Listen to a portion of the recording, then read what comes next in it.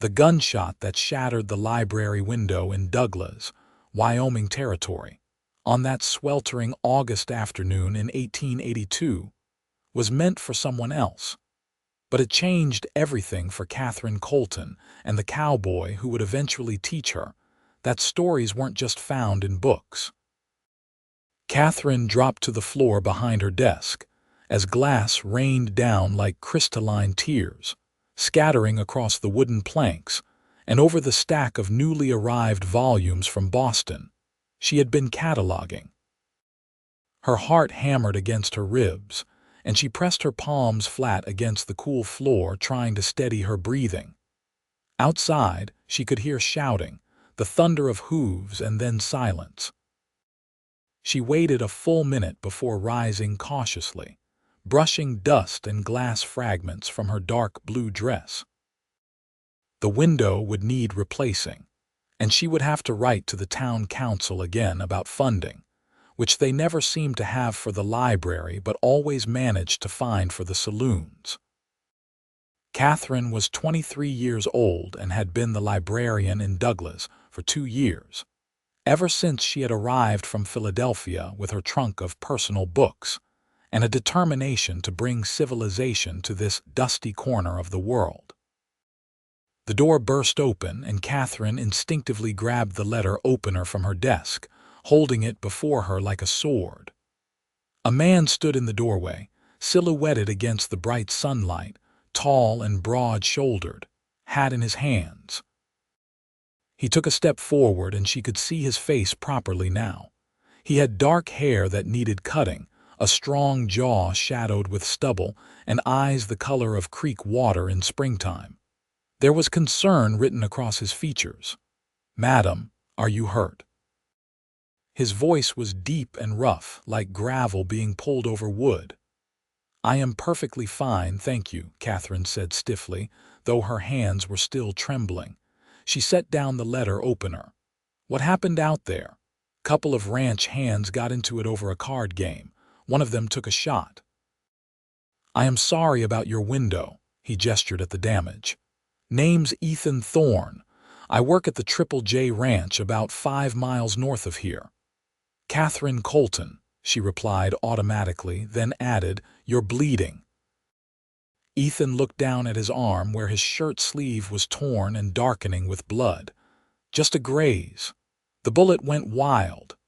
"Sit down," Katherine commanded, her librarian's voice brooking no argument. She hurried to the small back room where she kept supplies and returned with a basin of water, clean cloths, and the medical kit she maintained for paper cuts and similar minor injuries. "Remove your shirt." Ethan's eyebrows rose slightly, but he complied, shrugging out of his vest and shirt to reveal a muscled torso marked with scars that spoke of a hard life. The wound on his upper arm was indeed just a graze, but it was bleeding steadily.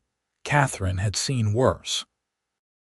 Growing up in Philadelphia, she had volunteered at a hospital, though her parents had disapproved.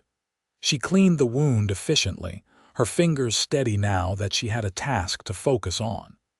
Ethan watched her face as she worked, and she tried to ignore his scrutiny. "You are new to Douglas," she said, more to break the silence than from any real curiosity. "Been here about 3 months. Came up from Texas after my father died. Left me his share in the ranch." He winced as she applied pressure to stop the bleeding. "You've been here longer, I reckon." "I have seen you around town, always carrying books." "Books are my life," Katherine said simply. "They are more reliable than people, more interesting than gossip, and they never disappoint." "That is a lonely way to live," Ethan observed. Katherine tied off the bandage with more force than necessary. "I am perfectly content with my life, Mr. Thorne. There, you should have that looked at properly by the doctor, but it will do for now." "Thank you, Miss Colton." He stood and pulled his shirt back on, careful of the bandage. "I will have the window replaced. It was partly my fault. I tried to stop those fools before they started shooting." "That is unnecessary," Katherine began, but Ethan was already settling his hat back on his head. I insist. I will be back tomorrow with glass and tools." He paused at the door. "Do you ever read anything besides books, like stories folks write themselves?" Katherine frowned.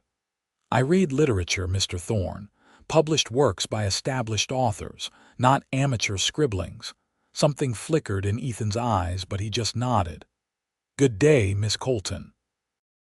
After he left, Katherine swept up the glass and tried to return to her cataloging, but her mind kept wandering to the cowboy with the creek water eyes and the scars that told stories she would never know. She shook her head firmly. She had not come all the way to Wyoming territory to lose her focus over some ranch hand, no matter how he made her pulse quicken when he looked at her. True to his word, Ethan appeared the next morning with a wagon carrying a new pane of glass carefully wrapped in blankets, along with putty and tools. Katherine was helping old Mrs. Henderson find a book of poetry when he arrived, and she tried not to watch as he set to work removing the broken window frame. Mrs. Henderson, however, had no such compunctions. "That is Ethan Thorne," she whispered loudly. "He is single, you know, comes from good people. His mother was a school teacher before she married. I am sure that is very interesting, Mrs. Henderson, but I am not looking for a husband," Katherine said firmly. "Now, here is the Tennyson you requested. Every woman should be looking for a husband, dear. You cannot spend your whole life with just books for company." Katherine had heard this lecture many times from her mother, from well-meaning townswomen, from the minister's wife. She smiled politely and said nothing, which was her usual response. When Mrs. Henderson finally left, Katherine made herself busy reshelving returns, determinedly not looking at where Ethan was working. But she could not help overhearing when Sheriff Morrison stopped by, his boots heavy on the wooden walkway outside. "Thorne, I need to know what you saw yesterday." Ethan's voice was measured. "Like I told you last night, Sheriff, Jake Brennan and Kurt Willis got into it over cards. Brennan pulled first, Willis pulled second. The shot that broke the window was Brennan's. He was aiming at Willis but missed wide. Willis says Brennan cheated," the sheriff said. "Maybe he did. I was not at their table, but shooting up the town is not the answer." There was something hard in Ethan's voice now. "You going to do something about it or just let them keep tearing this place apart?" "Watch your tone, Thorne. I do my job." "Do you?" "Because from where I stand, you spend more time in the saloon than you do keeping the peace." Katherine held her breath, waiting for an explosion, but the sheriff just laughed bitterly. "You have been here 3 months. Don't tell me how to do a job I have been doing for 5 years. After the sheriff left, Katherine found herself approaching the window where Ethan was fitting the new glass into place. "That was brave," she said quietly, "and probably foolish." Ethan did not look at her, focused on his work. "Someone needs to say it. This town is sliding into lawlessness, and folks just accept it because that is how things are out here. But it does not have to be that way." "You sound like someone who has seen worse," Katherine observed. "I have." He secured the glass with careful precision, his hands surprisingly delicate for their size. "I have seen towns tear themselves apart over gold, over cattle, over nothing at all. Douglas could be something good if people cared enough to make it that way." "Is that why you tried to stop those men yesterday?" Katherine asked. "Partly." He finally looked at her, and she felt that strange flutter in her chest again. "Mostly because I saw you in the window shelving books, and I knew that glass was about to shatter right where you were standing." Katherine stepped back, confused by the warmth spreading through her. "You do not even know me." "No," Ethan agreed, "but I would like to. Mr. Thorne, I already told you, I am not interested in companionship. I have my books, my work here. That is enough for me." "Is it?" He set down his tools and faced her fully. "You ever think maybe you are hiding in those books? using them as walls to keep the world out. Katherine felt anger flare, hot and defensive. How dare you presume to know anything about me or my choices? You are a cowboy who has been in town for 3 months. I have built a life here, a meaningful life, and I do not need you or anyone else telling me it is not enough. I apologize, Ethan said, but he did not sound particularly sorry. I spoke out of turn. The window is fixed. I will send you a bill for the materials. I thought you said you would pay for it, Katherine said, confused. Changed my mind. If you want walls, Miss Colton, you can pay for them yourself.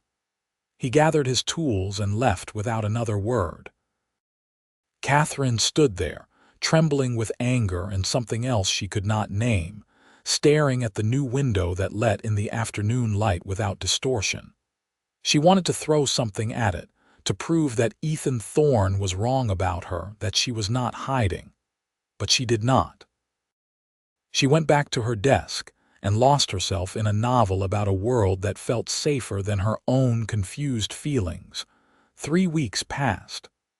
Katherine did not see Ethan again, though she found herself looking for him whenever she walked to the general store or to the post office. She told herself she was just being vigilant, aware of her surroundings after the shooting incident. She did not admit, even to herself, that she was disappointed each time she scanned the street and did not find his tall figure among the crowd. Then, on a cool September morning, she found a package on the library steps. It was wrapped in brown paper and tied with string, and her name was written on it in neat, careful handwriting. Katherine carried it inside, intrigued despite herself. Inside was a manuscript, maybe 50 pages, handwritten on good paper. The title page read The Story of the Wind and the Book, and beneath it, in smaller letters, for Miss Katherine Colton, who believes only in stories that are bound and sold. Katherine should have thrown it away immediately. She should have dismissed it as presumptuous. Instead, she sat down at her desk and began to read. The story began with a book that sat on a shelf in a great library, beautiful and leather-bound and filled with wonderful tales. The book was content on its shelf, proud of its place among other important volumes. It looked down on the loose pages that sometimes blew through the library, the handwritten notes and letters that were not properly bound or published. One day, a wind came to the library, wild and free, carrying the scent of the prairie and the song of distant rivers. The wind spoke to the book, told it of the world beyond the library walls, of sunsets over mountains and storms that shook the earth. The book was not interested. I have everything I need here, it said. I am important. I am literature. What are you but chaos? I am freedom, the wind replied, and you are gathering dust. The book was offended and refused to speak to the wind again. But the wind kept coming back, day after day, telling stories of the world outside. Slowly, the book began to listen. It began to wonder what it might be like to feel the sun on its pages, to know the world beyond the library. One night, a fire broke out in the library. The wind rushed in, desperate to save what it could. It lifted the book from its shelf and carried it out into the night, away from the flames. The book was terrified, convinced it would be lost, its pages scattered and destroyed. But the wind was gentle, holding the book secure as it carried it to safety. And for the first time, the book felt what it had been missing. The cool touch of night air, the vast expanse of the sky above, the sense of being part of something larger than itself. When morning came, the library was gone, burned to ashes. The book wept for all that was lost, but the wind whispered, "You are still here. Your story is not over. Perhaps it is just beginning." The book did not understand until people began to gather around, survivors of the fire, seeking comfort. And someone picked up the book and began to read aloud. The words that had sat silent on a shelf for so long now rang out in the morning air, bringing hope and beauty to those who needed it most. The book realized that it had never been truly alive until it was shared, until it was part of the world rather than separate from it. And it learned that the wind was not chaos but the very thing that had saved it and given it purpose. "I am sorry," the book said to the wind. "I thought I knew what mattered, but I was wrong." "You were not wrong," the wind replied. "You just did not know you could be more than what you were. We could be more together than either of us is alone." And from that day forward, the book traveled with the wind, bringing stories to far-flung places, touching lives that would never have known such beauty otherwise. The book learned that being important was not the same as being alive, and that sometimes the greatest adventure was the one you never planned for. Katherine set down the last page with shaking hands. She felt exposed, as if Ethan had somehow seen into her soul and written what he found there. It was not a published work, not literature in the sense she usually valued. But it was beautiful, it was true, and it terrified her. She did not see Ethan for another week. She tried to compose a response to his story a dozen times, but every version felt inadequate. "Thank you for the story." It was presumptuous. "It made me feel things I am not ready to feel." Finally, she saw him coming out of the general store, carrying supplies. She crossed the street before she could talk herself out of it, her heart pounding so hard she thought it might burst from her chest. "Mr. Thorne," she called out. He turned, surprise flickering across his face.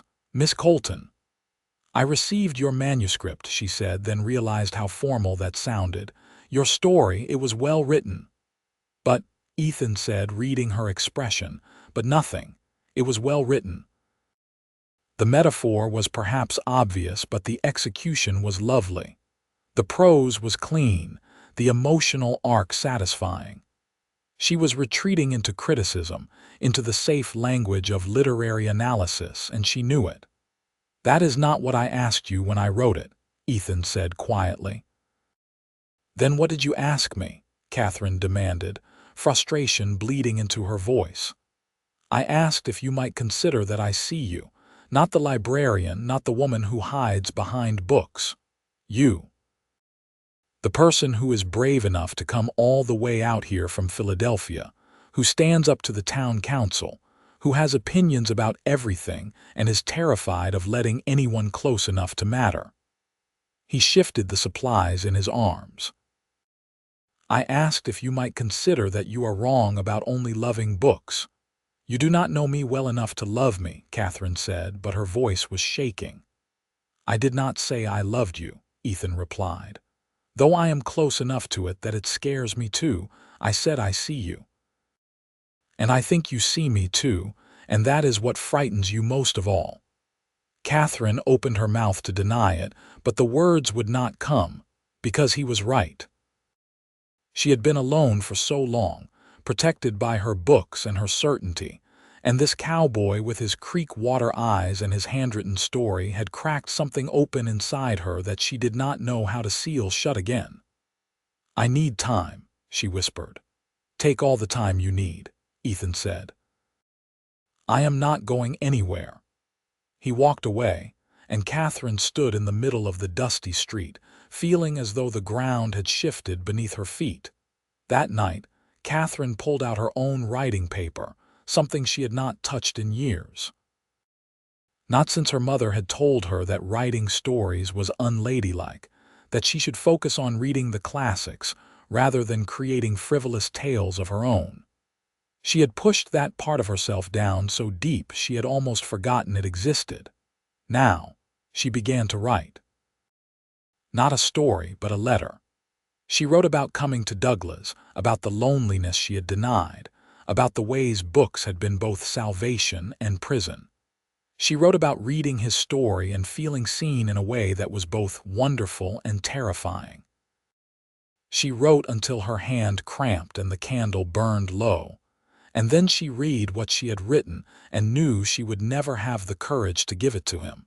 But she kept writing. Over the next few days, Whenever she had a quiet moment in the library, she would pull out her papers and add more. It became something between a letter and a confession, a story of her own life that she had never let herself tell. A week later, Ethan came to the library. He was cleaner than she had seen him before, his hair freshly cut, wearing what was clearly his best shirt. He removed his hat as he entered, and Katherine felt her pulse quicken. "I came to get a library card," he announced. Katherine blinked. "A library card?" "Yes. I figure if you only love books, I should learn more about what you love, maybe find some common ground." His expression was serious, but there was a hint of amusement in his eyes. Katherine pulled out the ledger where she kept track of borrowers, trying to steady her hands. "I need your full name, address, and occupation." "Ethan James Thorne, Triple J Ranch, 5 miles north of Douglas." "Cowboy and ranch hand, though I prefer cattle manager." He paused. "Also writer, apparently, though that is a new development." "Have you written other stories?" Katherine asked, curious despite herself. "Not since I was a boy. My mother used to have me write compositions. She believed education was the most important thing she could give me." Something sad crossed his face. "She died when I was 16, pneumonia. After that, there did not seem much point in writing." "But you wrote one for me," Katherine said softly. "I wrote one for you," Ethan agreed. "Because I wanted to give you something that mattered, and stories matter to you." Katherine finished filling out the card and handed it to him. "What would you like to borrow?" Ethan glanced around the small library, at the shelves filled with volumes Katherine had carefully organized by subject and author. "What do you recommend?" "That depends on what interests you." "Tell me your favorite," Ethan said. "Not what you think I should read, not what is most important or literary. Your favorite." Katherine hesitated. Her favorite was not something she usually shared. It was too revealing, too personal. But Ethan had shared his story with her, had made himself vulnerable. She owed him the same honesty. She walked to a shelf in the corner and pulled down a worn copy of Jane Eyre. The cover was faded, the pages soft from many readings. "This," she said, handing it to him. "My mother gave it to me when I was 14. She told me it was about a woman who refused to compromise herself for anyone, who insisted on being valued for her mind and her spirit. I have read it probably 20 times." Ethan took the book carefully, as if it were made of glass. "Then I will read it and tell you what I think." "You do not have to," Katherine started, but Ethan was already tucking the book under his arm. "I want to understand," he said simply. "I will be back in 2 weeks." He was back in 1. Katherine was helping a miner's wife find books suitable for her children when Ethan walked in, the copy of Jane Eyre in his hands.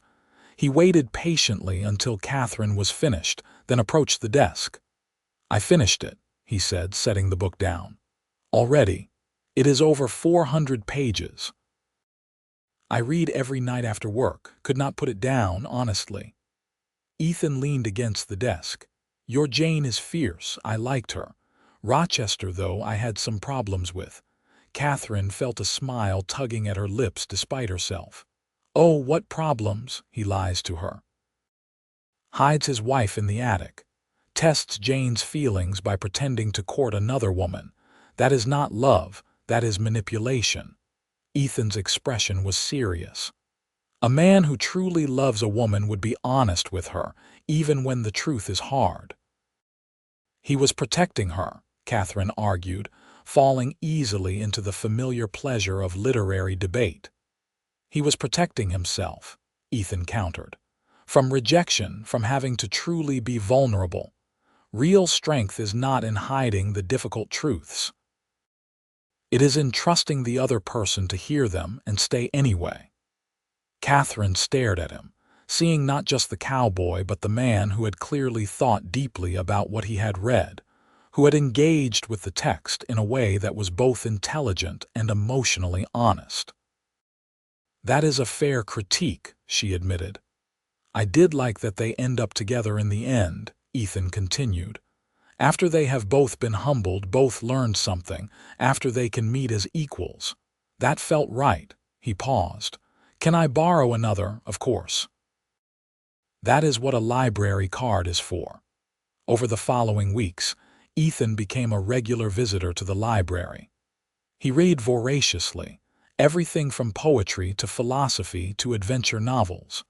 And every time he returned a book, he wanted to discuss it with Katherine.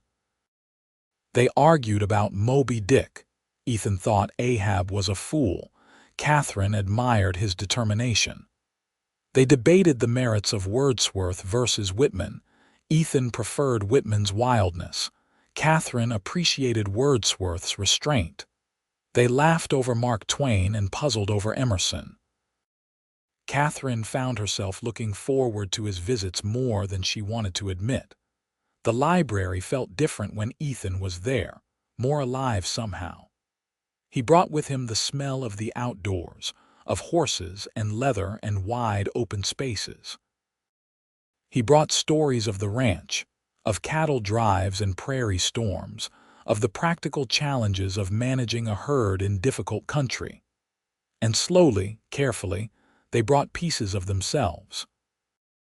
Ethan told her about growing up in Texas, about his mother's determination that he would be more than just a cowboy, about his father's quiet pride when Ethan could quote Shakespeare while branding cattle. Katherine shared her own childhood, the strictness of her Philadelphia upbringing, the expectations that had felt like iron bars around her spirit. "Is that why you came here?" Ethan asked one afternoon as they sat together in the library, the autumn sun slanting through the windows. "To escape those expectations, partly," Katherine admitted, "but also because I thought I could do something meaningful here. Douglas needs culture, education, a connection to the larger world of ideas. I thought the library could be that connection." "It is," Ethan said. "You have no idea how many people come through here, people who would never have touched a book otherwise. Old Tom Peterson learned to read at 50 because of you. The Sanders children are reading above their grade level because you recommended books to their mother. You have made a difference, Katherine." It was the first time he had used her given name, and the sound of it in his voice made her breath catch. They had been circling each other for months now, growing closer in increments, but there was still a distance between them that Katherine had not known how to cross. "Ethan," she said carefully, "about your story, the one you wrote for me." "You do not have to say anything about it," Ethan interrupted. "I know it made you uncomfortable." "It did not," Katherine said, surprising herself with her honesty. "Or rather, it did, but not in the way you think. It made me uncomfortable because it was true. Because I have been using books as walls, just like you said, and because I am not sure I know how to stop." Ethan reached across the desk and took her hand. His palm was calloused, warm against her skin. "You do not have to stop loving books, Katherine. That would be like asking the wind to stop blowing or a river to stop running. It is part of who you are. I just want you to consider that maybe you could love books and also love other things. Love people. Love me." "I do not know how," Katherine whispered. "Everyone I have ever loved has wanted me to be something I am not. Quieter, more conventional, less passionate about ideas. How do I know you will not want to change me too?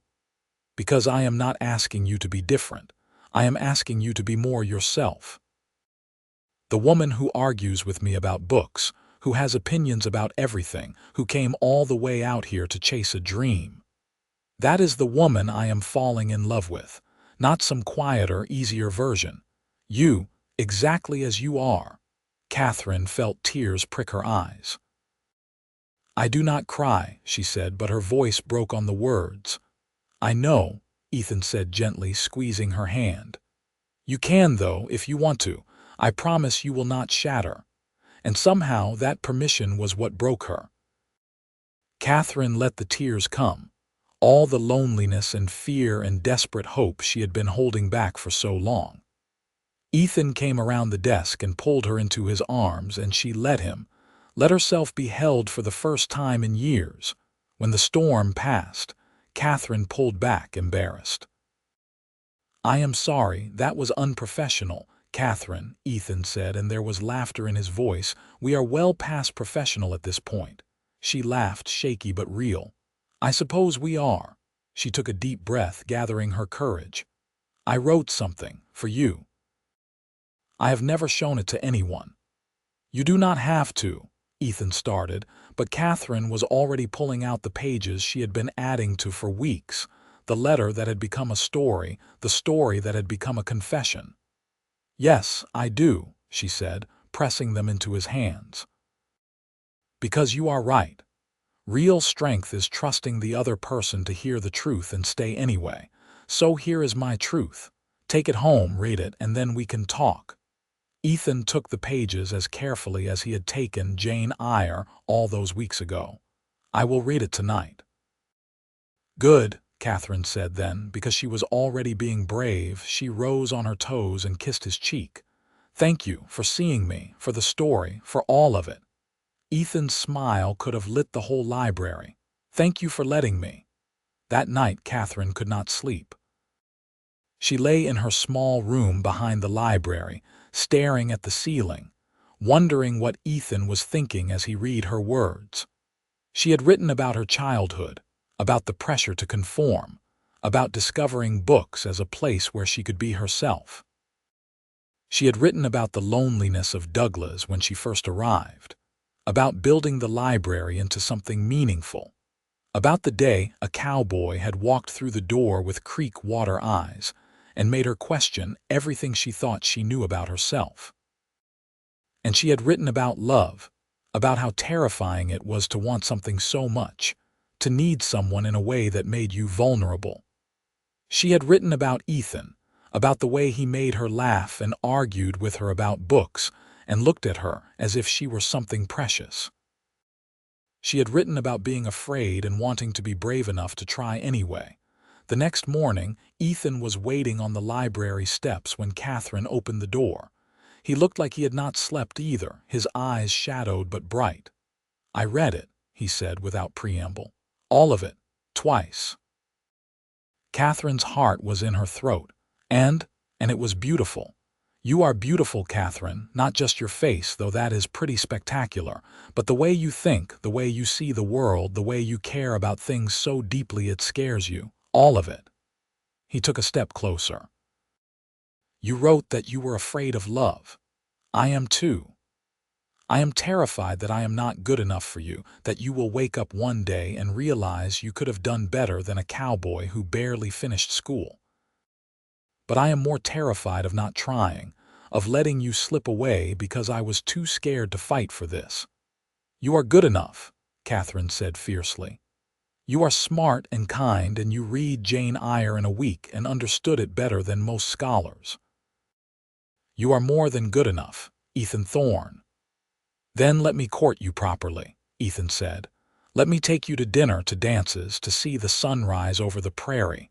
Let me prove to you that love does not have to mean giving up who you are. That it can mean becoming more yourself, because you have someone who sees you and values you exactly as you are." Katherine thought about all the reasons she should say no, all the ways this could go wrong. But she also thought about the wind and the book, about adventures that were not planned, about the possibility of being more together than either of them could be alone. "Yes," she said. "Yes, you can court me." Ethan's smile was like sunrise itself, warm and full of promise. "Tonight. I could pick you up at 6, take you to the hotel restaurant. It is not fancy, but the food is decent." "Tonight," Katherine agreed, and then, because she was already being brave, she added, "But you should probably kiss me first. Properly. So we can establish that part of the relationship before we add the complication of public dining." Ethan laughed, the sound rich and full of joy, and then he was kissing her. Not tentative or questioning, but sure and deep, his hands cupping her face as if she were something infinitely precious. Katherine kissed him back, pouring into it all the feelings she had been holding back, all the longing and fear and hope. When they finally broke apart, both breathing hard, Ethan rested his forehead against hers. That was worth waiting for. It was, Katherine agreed, surprised by how happy she felt, how light, as if some great weight had been lifted.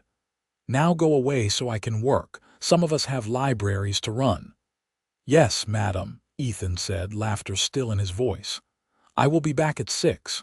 Wear something pretty. I only have 3 dresses, Katherine pointed out. Then wear one of those. You could wear a flour sack and still be the most beautiful woman in Wyoming territory. After he left, Katherine touched her fingers to her lips, still feeling the warmth of his kiss. She was grinning like a fool, she knew, but she could not seem to stop. For the first time in her life, she understood why people read romance novels, why they sighed over love stories. It was different when it was happening to you, when the feelings were real and immediate and overwhelming. She spent the day in a daze, helping patrons but barely registering their faces, her mind constantly returning to Ethan. She kept pulling out his story, reading passages again, marveling at how he had seen her so clearly. And she thought about her own writing, about how good it had felt to put words on paper again after so long, to create something rather than just curating the creations of others. At 5 o'clock, she closed the library early, something she had never done before, and went to her room to prepare.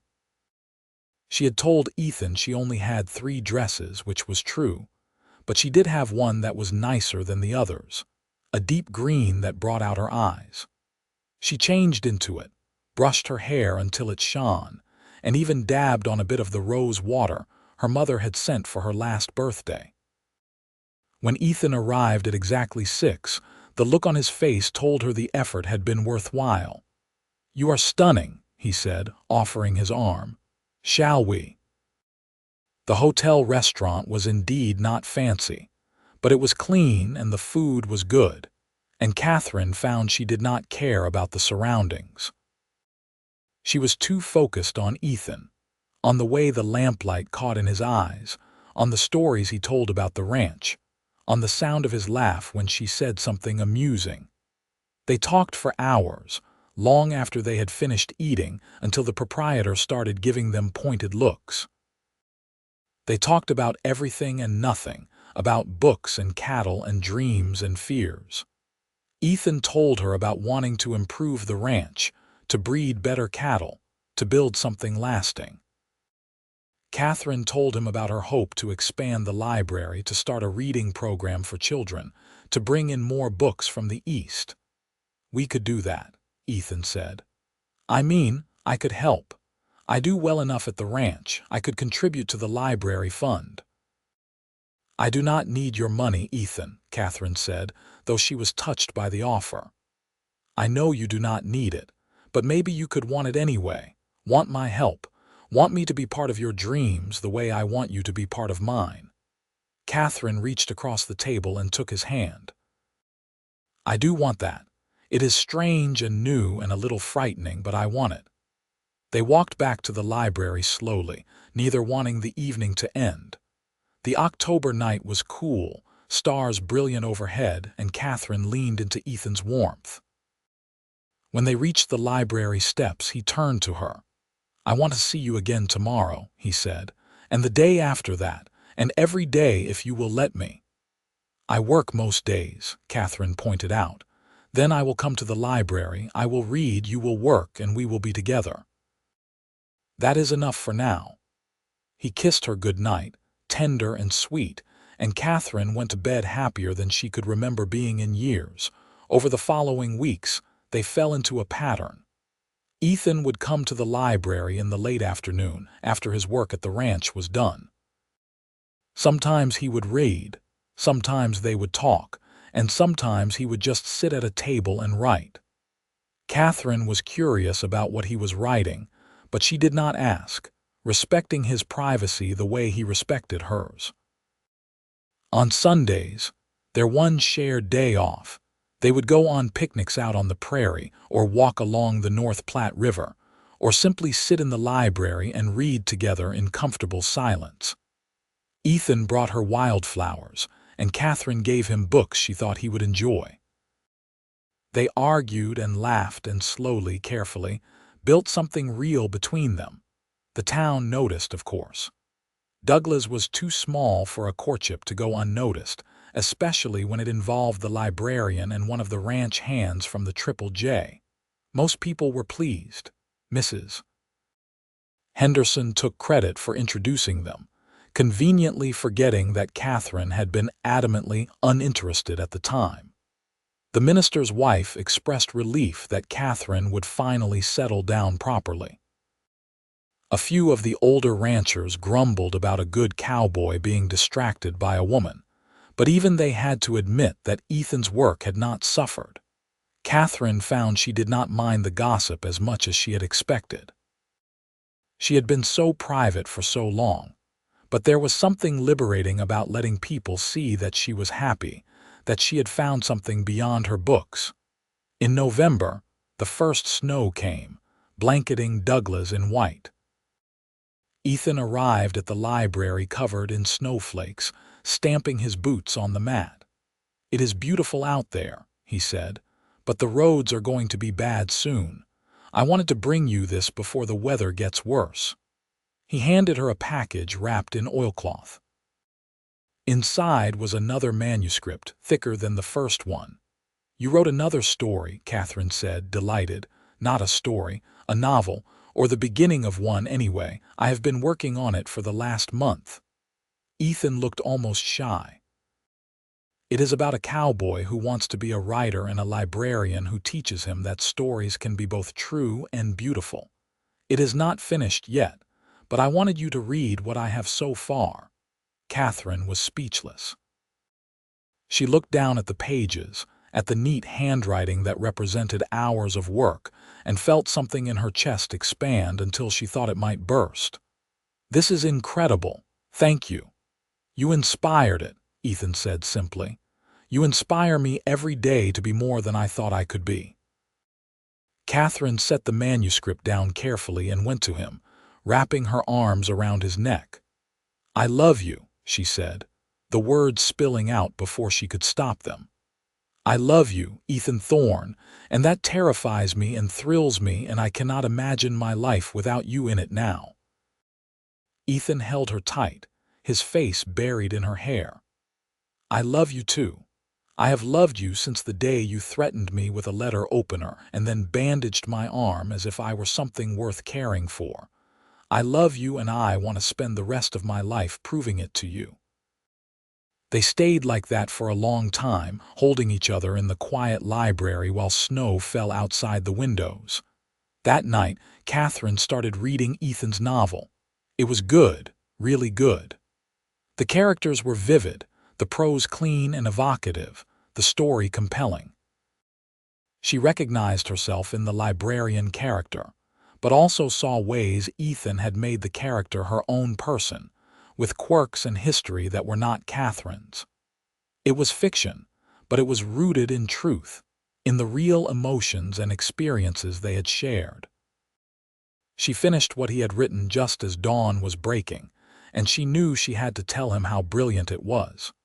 She also knew what she wanted to say, what she had been building toward for weeks now. When Ethan arrived that afternoon, Katherine was waiting for him. She had closed the library early again, locked the door, and pulled the shades. He looked confused when he found the door locked, but she let him in quickly. "Is everything all right?" he asked, concern in his voice. "Everything is perfect," Katherine said. "I read your novel, all of it." "And Ethan, it is extraordinary. You are a real writer, do you know that? Not just someone who can string words together, but someone with a voice and vision. You need to finish it and find a publisher." Ethan looked stunned. "You really think so?" "I know so. I have read thousands of books, Ethan. I know good writing when I see it, and this is good. This is special." She took his hands. "But that is not why I closed the library." "Why did you close the library?" Ethan asked, though there was a glimmer in his eyes that suggested he might know, because I wanted privacy for this. Katherine took a deep breath, gathering her courage. Ethan Thorne, I love you. I love you more than I thought it was possible to love another person. You have made me braver and happier and more myself than I have ever been. And I know we have only been courting for a few months, and maybe this is too fast, but I also know what I want. I want you. I want a life with you, so I am asking you, will you marry me? Ethan's jaw dropped. You are asking me. Is that a problem? Katherine asked, suddenly worried she had misjudged, that she had been too forward. It is perfect, Ethan said, and then he was laughing and picking her up and spinning her around. Yes. Yes, 1,000 times yes. I will marry you, Katherine Colton. I will marry you and spend the rest of my life making sure you never regret asking. He kissed her then, deep and passionate, and Katherine kissed him back with everything she had. When they finally broke apart, both breathing hard, Ethan was grinning. I had a whole plan, he said. I was going to wait until Christmas, propose with a ring I have been saving for, do it properly. You can still give me the ring at Christmas, Katherine pointed out, but I could not wait any longer to tell you what I wanted. I have spent too much of my life waiting for things to happen to me instead of making them happen. I wanted to make this happen. You are remarkable, Ethan said, shaking his head in wonder. Absolutely remarkable. They were married in December, in the small church in Douglas, with most of the town in attendance. Katherine wore a dress she had ordered from a catalog, simple but elegant in white silk. Ethan wore his best suit, his hair neatly trimmed, looking more handsome than Katherine had ever seen him. Mrs. Henderson cried throughout the ceremony. The minister's wife smiled approvingly. The ranch hands from the Triple J whooped when Ethan kissed his bride. And Katherine felt happier than she had ever imagined possible, standing next to the man who had written her a story and made her believe in something beyond books. After the ceremony, there was a reception at the hotel. Someone had brought a fiddle, and there was dancing and food and toasts. Katherine danced with Ethan, with the ranch foreman, with old Tom Peterson, who had learned to read at 50. She laughed and talked and felt part of the community in a way she never had before. You are happy, Ethan observed as they danced together, her head resting on his shoulder. I am, Katherine agreed. Are you? Happiest I have ever been, Ethan said, though I will be even happier when I get you alone. Katherine blushed but did not disagree. They spent their wedding night in the hotel, in the nicest room, which was not saying much but felt luxurious to both of them. Ethan was gentle and patient, and Katherine was grateful for his care as they learned each other in this new way. It was awkward at moments, as first times often are, but it was also beautiful and right, another piece of themselves they were sharing. Afterward, they lay tangled together in the narrow bed, talking quietly. I have been thinking, Ethan said, his fingers tracing patterns on Katherine's shoulder. About the ranch. What about it? Katherine asked, drowsy and content. The foreman is getting old. He has been talking about retiring. He offered me the position, running the whole operation. Ethan paused. It would mean better pay, more stability. We could buy a house in town if you wanted, something bigger than the room behind the library. Katherine was quiet for a moment, thinking. Do you want to be a ranch foreman? I think I would be good at it, Ethan said carefully, but I also want to keep writing. And I want to support your work at the library. I want us to build a life together that honors both of our dreams. Then take the job, Katherine said. We can make it work. Maybe we get a house with a study where you can write. Maybe I hire an assistant for the library so I have more flexible hours. We will figure it out together. Together, Ethan echoed, and Katherine could hear the smile in his voice. They stayed at the hotel for 2 nights, a brief honeymoon, before returning to their regular lives.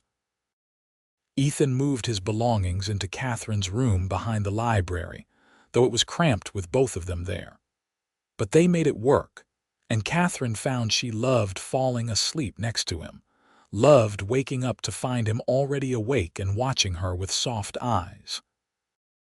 Ethan took the foreman position in January of 1883, and true to his word, the increased pay allowed them to start saving for a house.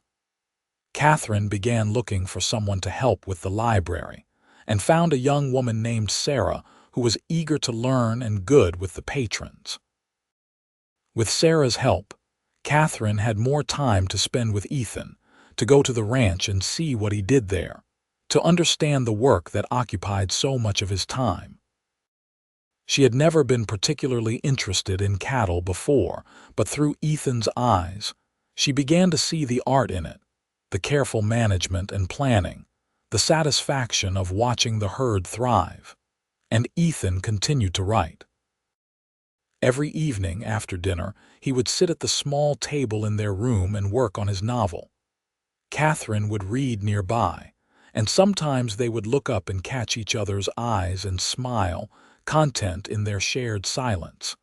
By spring, Ethan had finished the novel.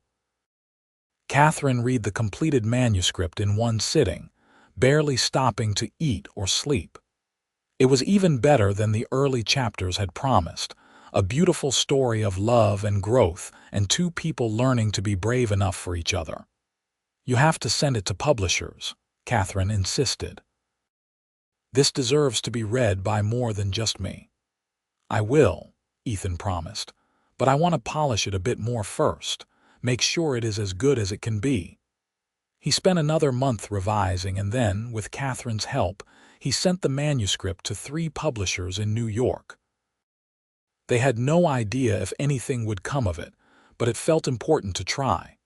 In the meantime, life continued.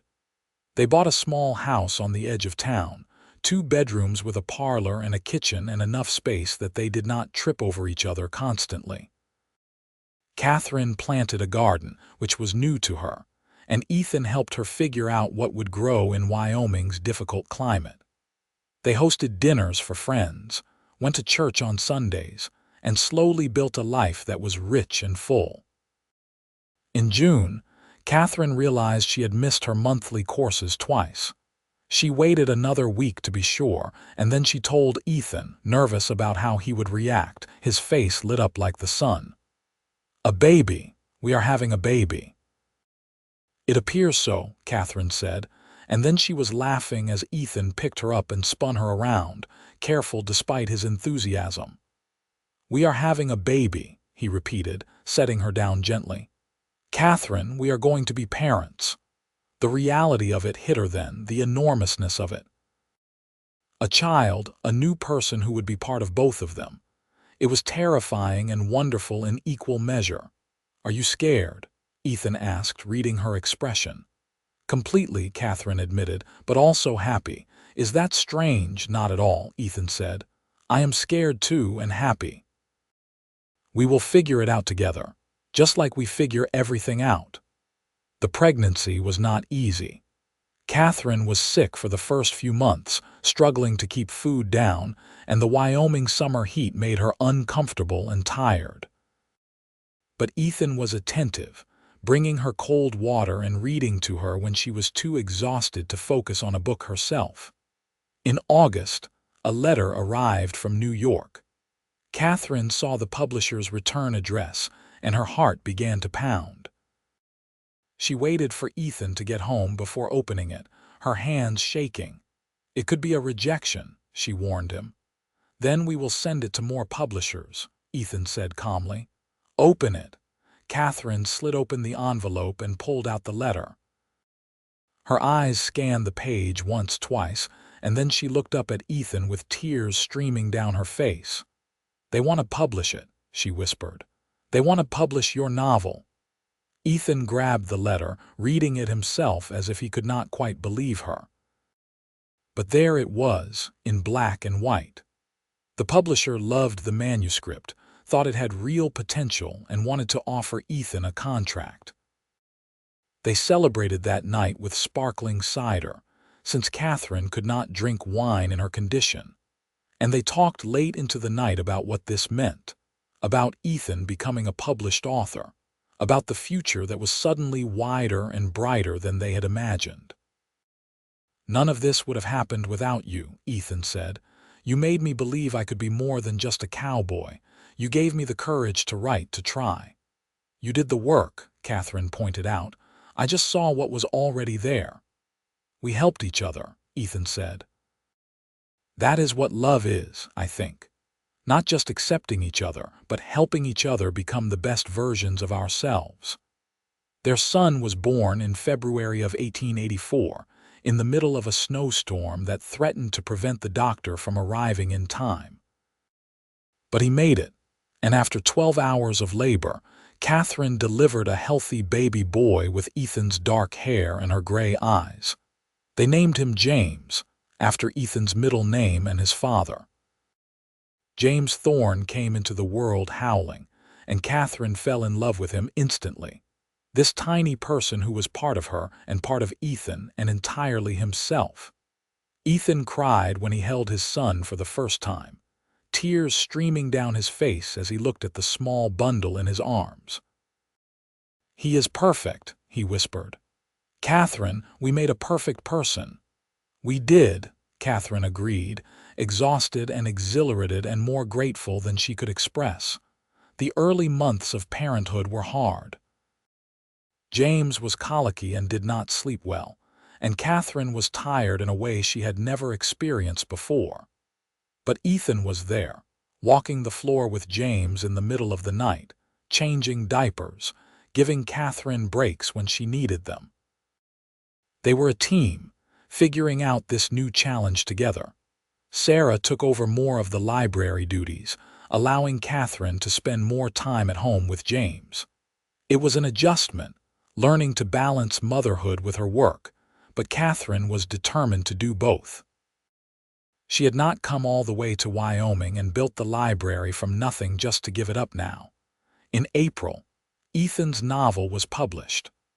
The Wind and the Book appeared in stores in New York and other eastern cities, and the reviews were glowing. Critics praised Ethan's prose, his emotional honesty, the freshness of his voice.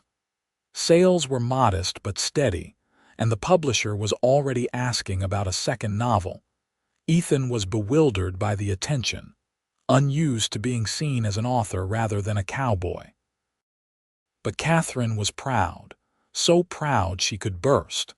She ordered copies for the library and made sure everyone in Douglas knew that one of their own had been published. "You are making a fuss," Ethan complained good-naturedly as Katherine organized a reading at the library. "You are a published author, Ethan. That is worth making a fuss over." Katherine adjusted James on her hip. "Besides, people need to know that stories can come from anywhere, even here in Wyoming. Maybe some other ranch hand or miner or housewife will see what you did and believe they can do it too." The reading was well attended, the library packed with people curious to hear Ethan read from his novel.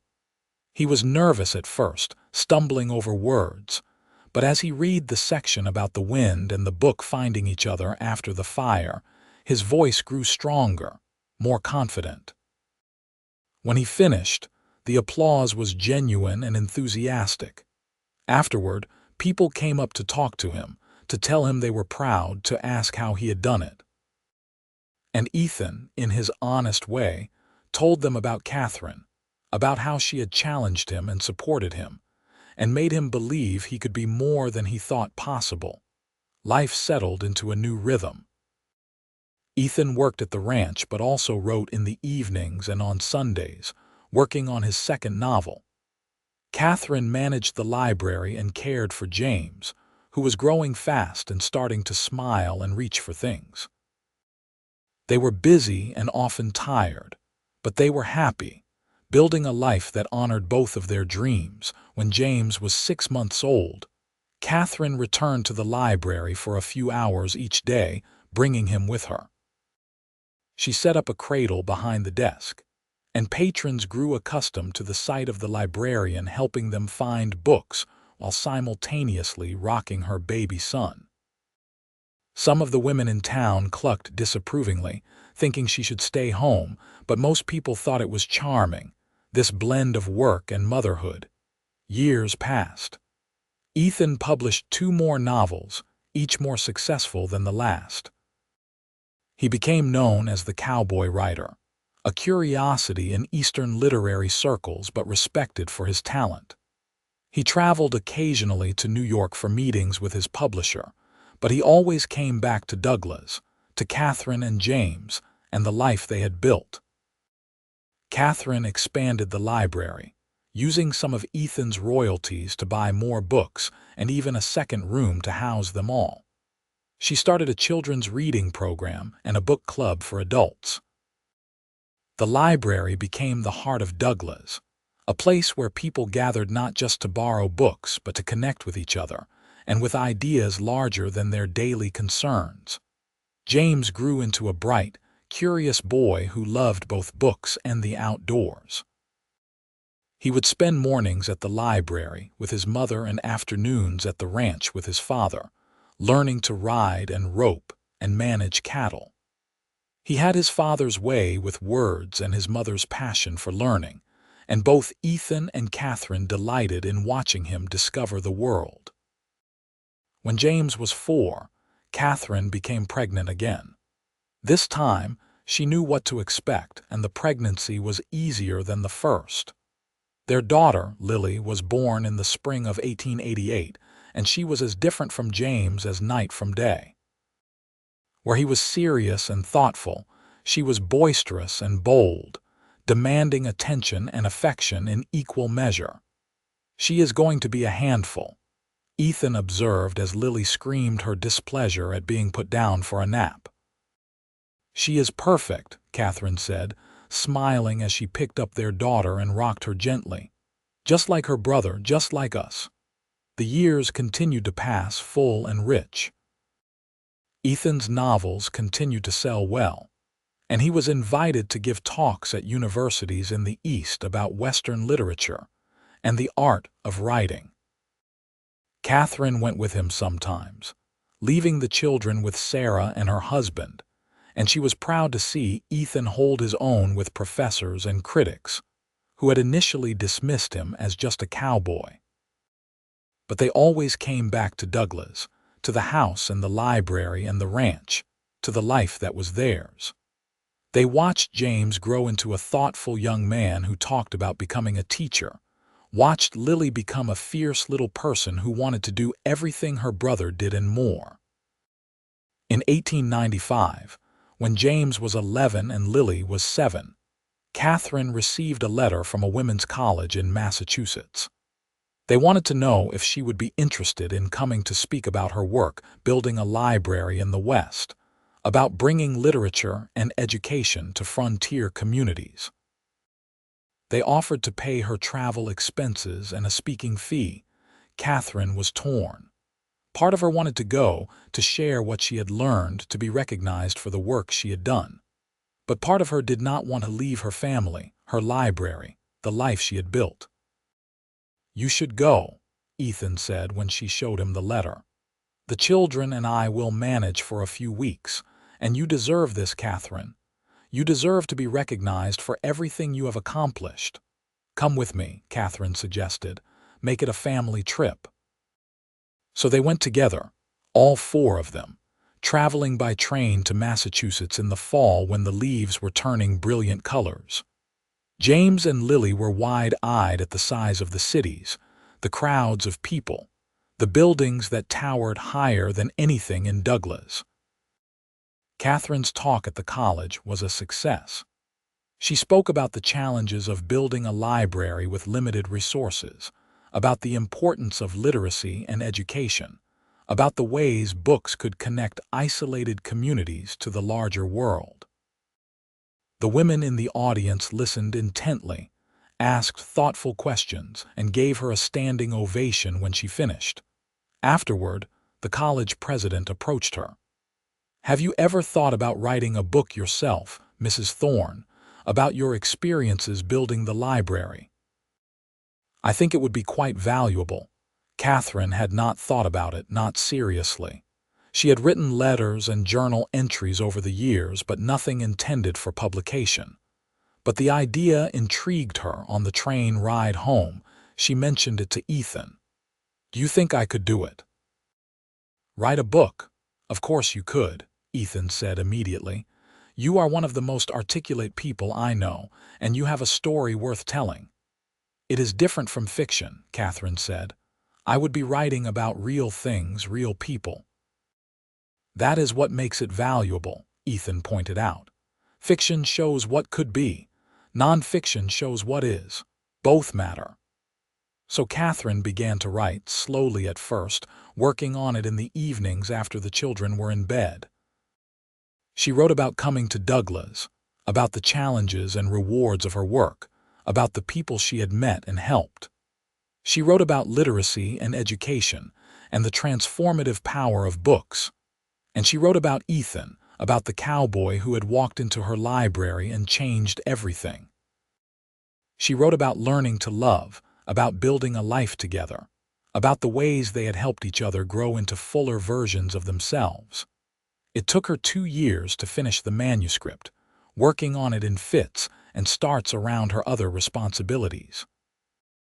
When she finally typed the last page, she felt a sense of accomplishment similar to what she had felt when the library first opened, the satisfaction of creating something meaningful. Ethan read it first, and when he finished, he had tears in his eyes. "This is beautiful, Katherine.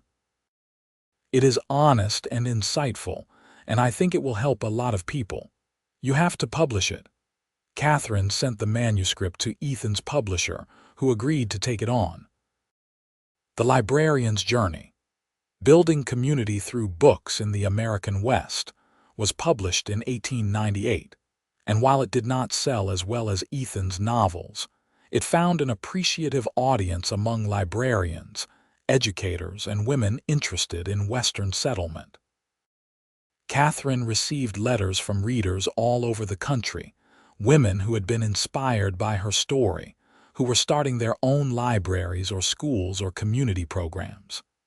She answered every letter personally, encouraging them, offering advice when she could. James graduated from school in 1899 and announced his intention to attend normal school to become a teacher. Ethan and Katherine were proud, though they would miss him. Lily, now 11, declared that she wanted to be a doctor, which was ambitious for a girl but not impossible. Katherine and Ethan encouraged her, told her she could be anything she wanted if she worked hard enough. In 1900, as the new century dawned, Katherine and Ethan found themselves alone in the house for the first time in years. James was away at school, and Lily was spending the summer with Sarah's family, helping to care for Sarah's new baby. They sat on the porch one evening, watching the sunset paint the sky in shades of gold and crimson, and Katherine leaned into Ethan's warmth, content. "We did it," she said softly. "We built a good life." "We did," Ethan agreed. "Better than I ever imagined possible back when I walked into that library with a bullet graze and no real hope that you would ever look twice at me." "I looked more than twice," Katherine said, smiling at the memory. "I just did not want to admit it, even to myself." "You were stubborn," Ethan said, laughter in his voice. "I was scared," Katherine corrected. "But you wrote me a story that made me believe, in love in us, in the possibility of being more than I thought I could be." "And you wrote me back," Ethan said. "With your life, with your courage, with every day we have spent together, we have been writing our story together all these years." "What happens in the next chapter?" Katherine asked. "I do not know," Ethan admitted, "but I am excited to find out. As long as I get to write it with you." They sat in comfortable silence as the stars began to appear overhead, bright pinpricks in the darkening sky. Katherine thought about the young woman who had arrived in Douglas all those years ago, so certain that books were all she needed, so determined to protect herself from hurt. She hardly recognized that woman now. Ethan had changed her, opened her up, taught her that walls could be doors if you were brave enough to walk through them. And she had changed him too, had shown him that a cowboy could be a writer, that dreams were worth pursuing no matter how improbable they seemed. Over the following years, they continued to grow and change together. James became a teacher in Cheyenne, married a fellow teacher named Anna, and started a family of his own. Lily, true to her word, went to medical school in the East, one of only a handful of women in her class. She faced skepticism and sometimes hostility, but she persevered, driven by the same determination that had brought Katherine to Wyoming all those years ago. Ethan continued to write, publishing novels every few years, his reputation as an author growing steadily. He wrote about the West he knew, about cowboys and ranchers and small-town life, but he wrote with depth and nuance, creating characters that felt real and true. His books were taught in schools, discussed in literary journals, and Katherine never tired of seeing his name on book spines in her library. Katherine's library grew as Douglas grew, expanding into a proper building with multiple rooms and thousands of volumes. She hired more assistants, trained them in the work she loved, and gradually began to step back, allowing younger people to take over the day-to-day operations. But she never stopped being involved, never stopped caring about the library that was her life's work. In 1910, on their 27th wedding anniversary, Ethan surprised Katherine with a gift. It was a leather-bound book, beautifully made, with gilt-edged pages. Inside was the original story he had written for her, the story of the wind and the book, hand-lettered in his careful script. "I wanted you to have this," Ethan said. "The story that started everything, so you would always remember the day I tried to tell you I was falling in love with you."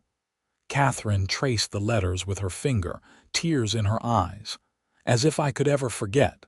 That story changed my life, Ethan. It made me see that I was not living, just hiding. It made me brave enough to try." "We made each other brave," Ethan said. "That is what I have learned over all these years. Love is not about one person completing another or fixing their flaws.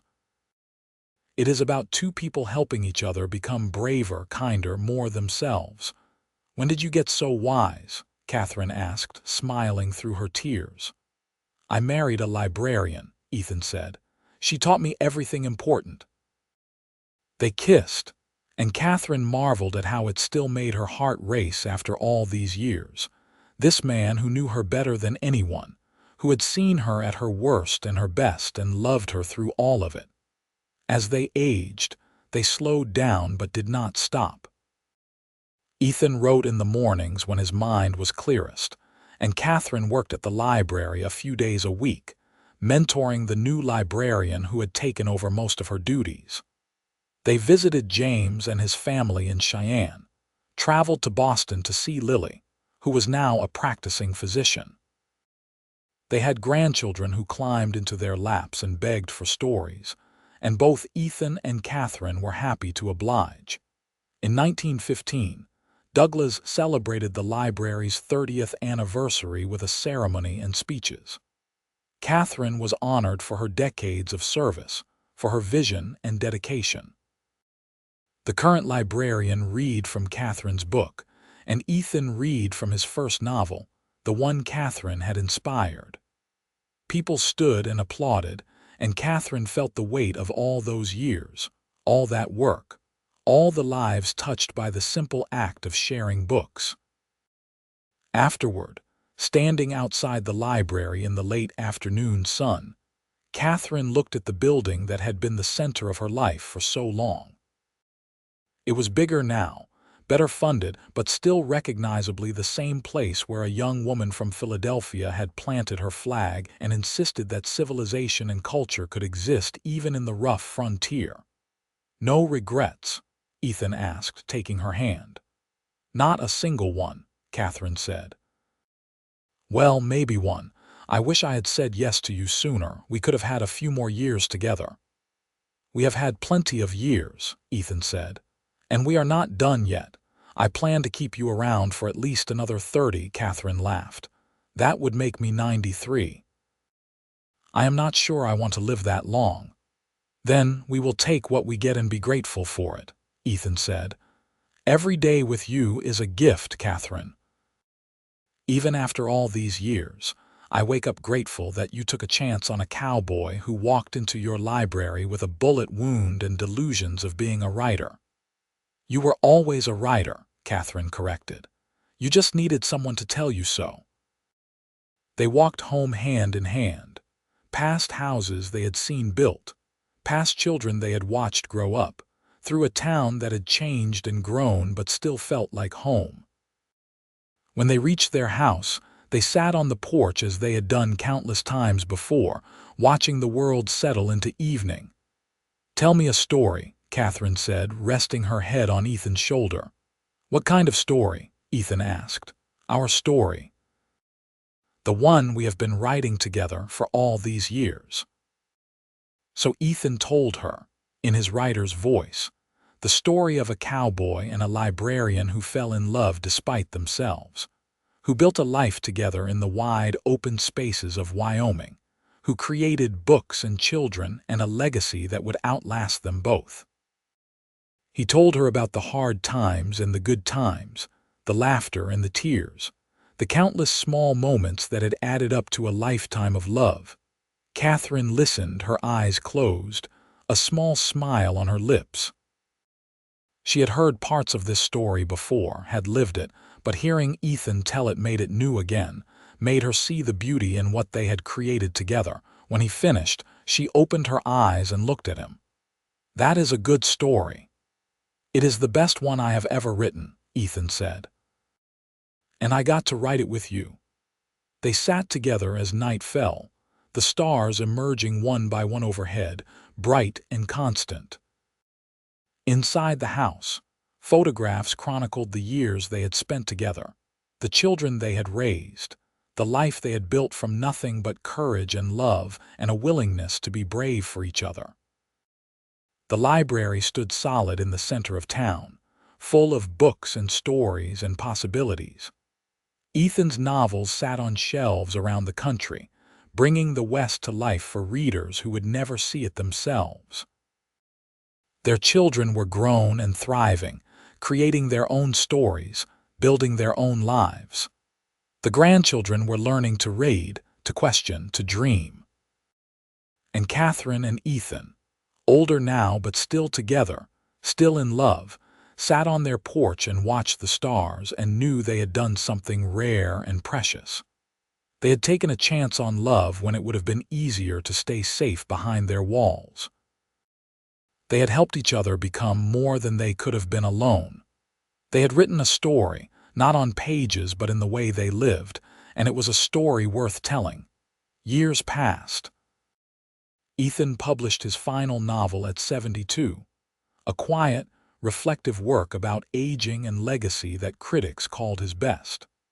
Katherine stepped down from the library board at 70, finally accepting that it was time to let others carry on the work she had started. They spent more time with family, less time working, content to simply be together. When Ethan turned 75, Katherine organized a party at the library, bringing together people from all over Wyoming who had been touched by his work. Readers spoke about what his novels had meant to them, about seeing their own lives reflected in his words. Writers talked about being inspired by his example, about believing they could tell their own stories, because he had shown them it was possible. Ethan was moved but also slightly embarrassed by all the attention. I just wrote what I knew, he said in his brief thank you speech. About the West, about the people I loved, about my life. I never set out to be important or influential. I just wanted to tell good stories. Katherine watched him from her seat, her heart full. He was still the same man who had walked into her library all those years ago, fundamentally good and honest and kind, with a gift for seeing the beauty in ordinary things. That night, as they lay in bed, Ethan turned to Katherine. "Thank you," he said. "For what?" Katherine asked. "For everything. For believing in me when I did not believe in myself. For loving me when I was just a cowboy with dreams too big for my station. For building this life with me. For every day of the last 44 years." Katherine touched his face, feeling the familiar contours now marked by time and age. "You gave me more than you know, Ethan. You taught me that walls were not safety but prison. You showed me what it means to truly live, not just exist. You made me brave." "We made each other brave," Ethan said, echoing words from long ago. "That was always the best part of us." They fell asleep holding hands as they had done for decades, and Katherine dreamed of books and wind and wide open spaces, of a young woman who thought she had all the answers and a cowboy who showed her the better questions. Ethan died peacefully in his sleep at the age of 78, in the house he and Katherine had shared for more than 4 decades. Katherine woke to find him gone, his hand still in hers, and her grief was as vast as the Wyoming sky. They had known this day would come eventually, had talked about it in quiet moments, but knowing did not make it easier. The funeral was attended by hundreds of people. Writers and readers, ranchers and townspeople, everyone whose life had been touched by Ethan Thorne came to pay their respects. James and Lily stood beside Katherine, supporting her as she said goodbye to the love of her life. The minister read from Ethan's novels, passages about the land and the people and the enduring nature of love. Katherine stood dry-eyed through the service, saving her tears for later, for the privacy of the empty house. She spoke briefly, thanking everyone for coming, for loving Ethan as she had loved him. And then she read from The Story of the Wind and the Book, the tale that had started everything, her voice clear and strong despite the pain. The book realized that it had never been truly alive until it was shared, she read, until it was part of the world rather than separate from it. And it learned that the wind was not chaos, but the very thing that had saved it and given it purpose. She looked up from the page, tears finally falling. "Ethan was my wind," she said. "He saved me and gave me purpose and made me part of the world when I would have stayed separate from it. I will miss him every day for the rest of my life.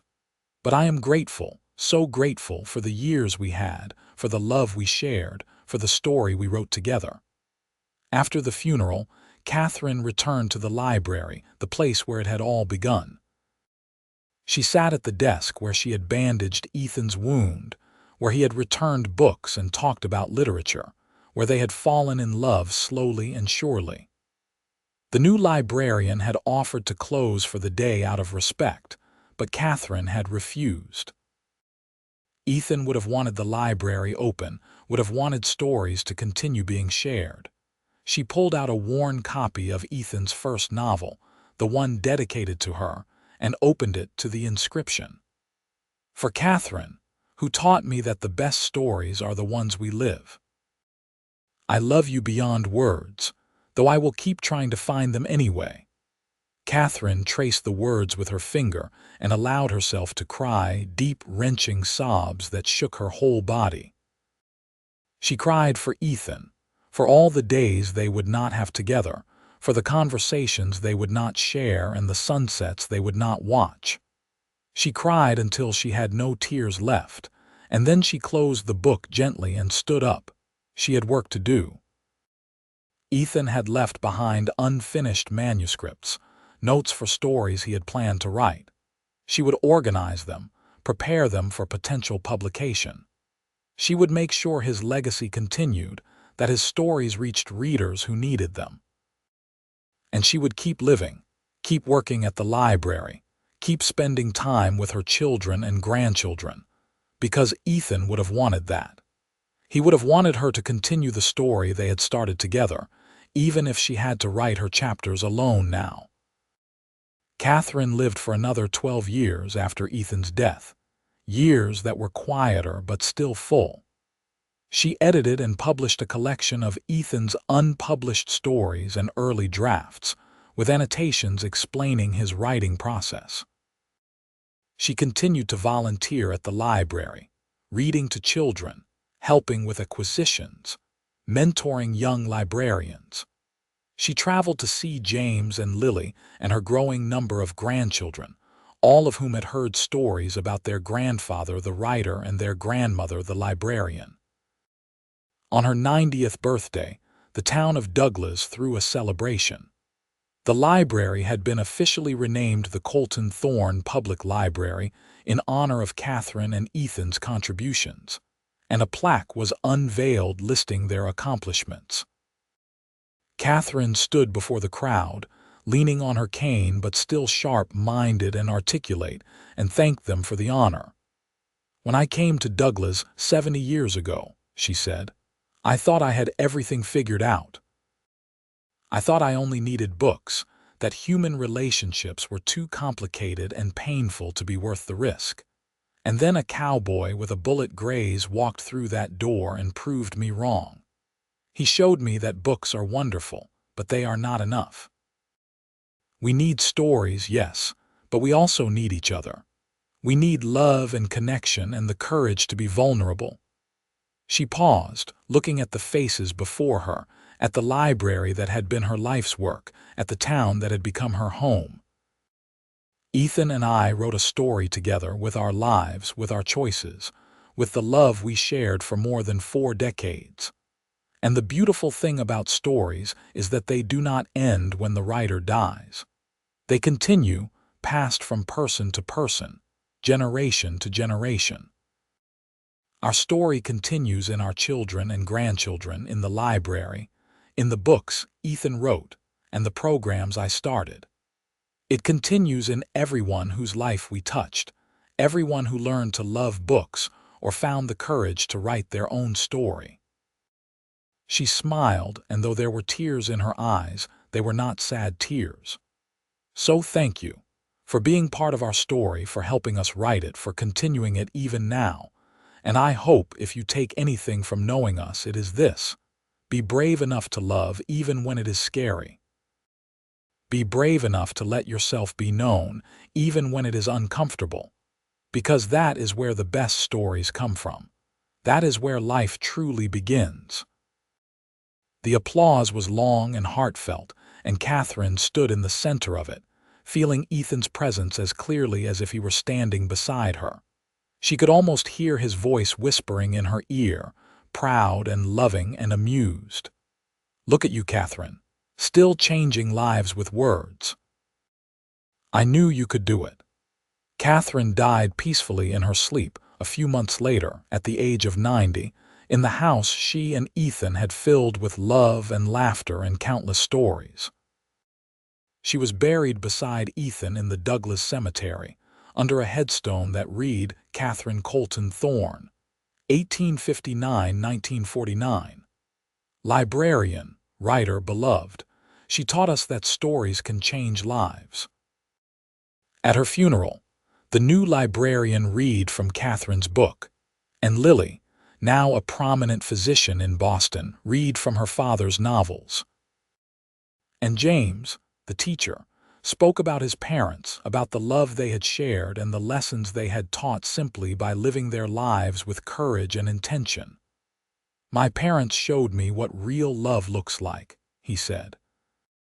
"Not the easy, romantic kind that exists only in fiction, but the hard, daily work of choosing each other over and over again. They made each other better people, braver people, more fully themselves. And they did it through stories, through the power of words to connect us, to help us understand each other, to make us believe in possibilities we might otherwise dismiss as impossible." He looked at the gathered crowd, at the people who had known his parents, who had been touched by their work. "My father used to say that the best stories are the ones we live. My parents lived a great story, one full of love and challenge and growth. And that story does not end here. It continues in all of us, in the ways they changed us, in the courage they inspired. That is their true legacy. Not the books or the library, though those matter, but the way they made us believe that we could be more than we thought if we were just brave enough to try. The library continued to thrive, serving Douglas and the surrounding communities for generations. Ethan's novels remained in print, studied in schools and universities as examples of authentic Western literature. Katherine's book about building the library was assigned in library science programs across the country.